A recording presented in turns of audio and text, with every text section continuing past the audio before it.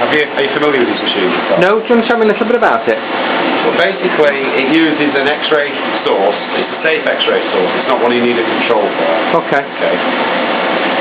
And you put the sample over this area. Yeah. You run the program on there. Yeah. The instructions are all. I wasn't the operator, but I've got a basic overview of it. Okay. It would then, when you set the program running, that would drop down. Yeah. It would then expose it to the X-ray source, and it can then it apparently vaporizes. Yeah. Very, very minute amount of the surface. Okay. Of the product tested. Right. And then it can analyse that it can separate it out the atomic weights of it. Yeah. And by atomic weights, it can then work out what elements are there. Okay. Okay. It then gives you a printout which tells you in parts per million or percentage, depending what curve you're running on. Yeah. What sort of content is in there in terms of heavy metals. Okay, cadmium. What sort of heavy metals would you be looking for? Cadmium, mercury, lead. Yeah. Chromium. Chromium. And brominated flame retardants are the things we're looking for mainly here. Okay. PBVs and PBVs. And this is down to parts per billion, is it? Parts per million. ppm, right. Yeah. And these are reference sources, did you know? Yeah, those are the calibrated. Yeah.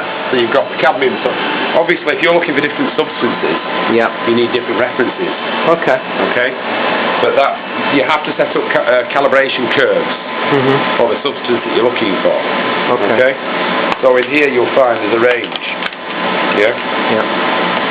There's different levels, different ppms, so you can actually set up. Oh yeah. The curve. Yeah. Okay. That's to get the more accurate results.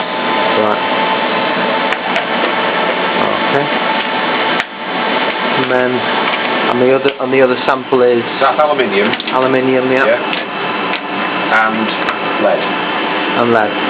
Okay. If you've never used one, I suggest you get training. Right. It's not the sort of thing you're going to just pick up and do straight off and fully understand. Okay. I think it's something that you need to get somebody come in and give you a bit of training. Got the CE marking on it, which is good. And it's and you reckon you probably had it for about 4 years ago or thereabouts, something like that, 5 years perhaps.